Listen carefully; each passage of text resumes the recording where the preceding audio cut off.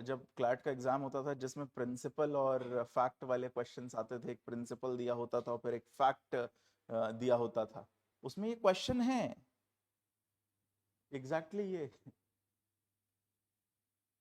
कि एक ये बेसिकली क्वेश्चन आता है इन रिस्पेक्ट ऑफ डिफेमेशन। आपको आपके एग्जाम्स में भी कभी मिल सकता है, इन रिस्पेक्ट ऑफ डिफेमेशन ये क्वेश्चन आता है। Ram said Sita has committed an offense because she nahi Ram says Sita is a thief because she has stolen my heart. This is the statement जो सवालों में दिया रहता है। She is a thief because she has stolen my heart. अब ये जो statement है ये डिफेमेशन है कि नहीं, दैट्स द क्वेश्चन जो एग्जाम्स में आया है। बताइए डिफेमेशन है कि नहीं।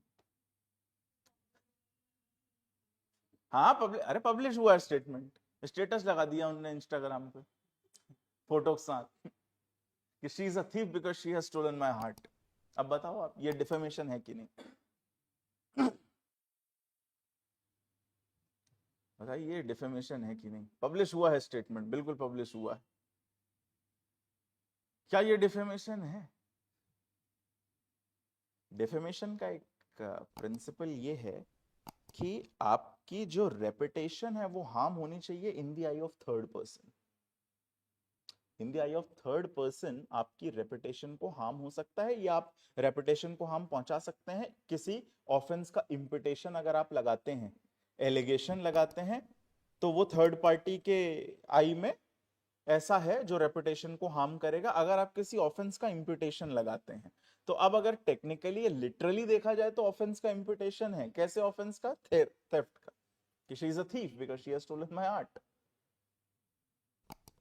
तो अब इस पे सवाल आता था कि ये रेपुटेशन को, इम्पिटेशन तो है यहां, बट क्या ये थर्ड पार्टी की आई में रेपुटेशन इंजर करने वाला है। If the answer is yes it is defamation, if the answer is no it is not.